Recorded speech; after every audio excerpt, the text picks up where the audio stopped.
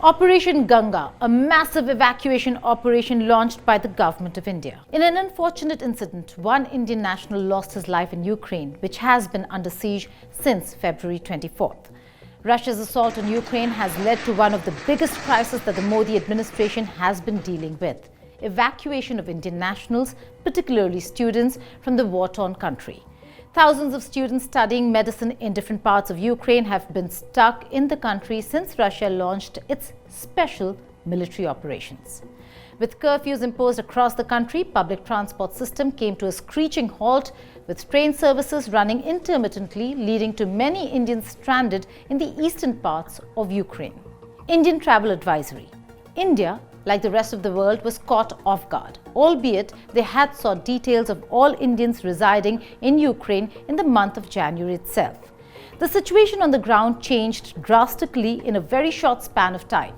On 25th January, Indian Embassy in Kyiv, in a Facebook post, asked Indian nationals to register themselves online by the 31st of January, so the mission would have a count and details of the whereabouts of all Indian nationals in Ukraine.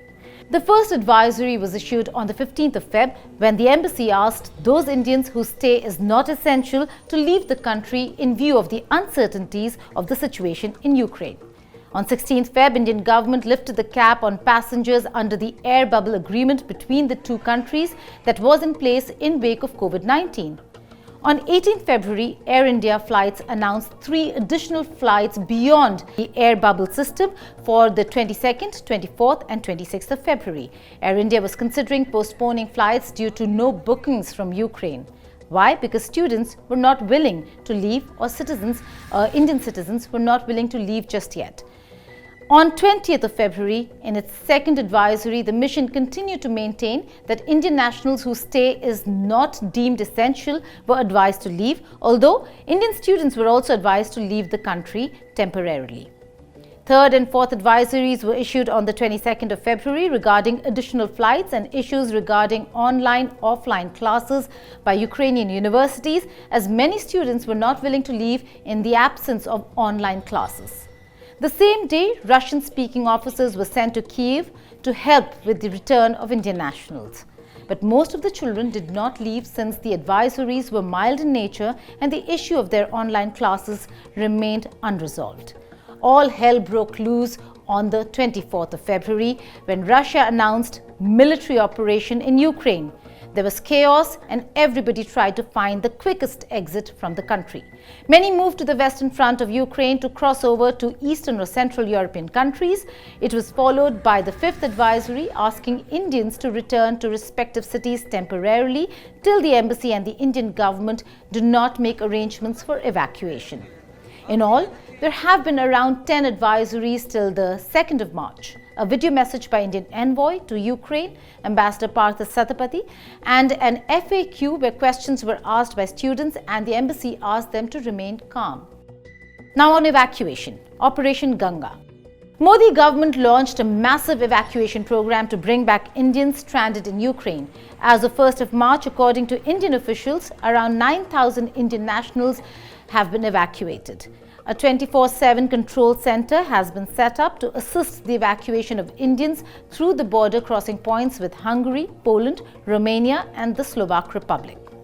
A dedicated Twitter handle, Op Ganga Helpline, has also been created to disseminate all information related to the evacuation. The first batch of evacuees, comprising 219 Indian nationals, returned to India on the 26th of February. A flight from Bucharest took those nationals to Mumbai. Senior ministers have been deployed. 4 senior ministers have been sent as special envoys to countries bordering Ukraine's western border. Union Minister for Housing and Urban Affairs and Petroleum and Natural Gas, Hardeep Puri, is in Hungary.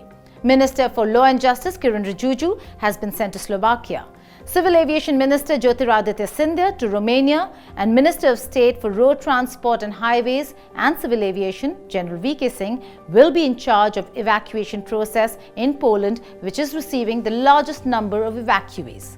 Coming to the sad news about an Indian national killed. A 21-year-old Indian student, Naveen Shekharappa, was killed in shelling in Kharkiv city, which borders the Donbas region in east of Ukraine.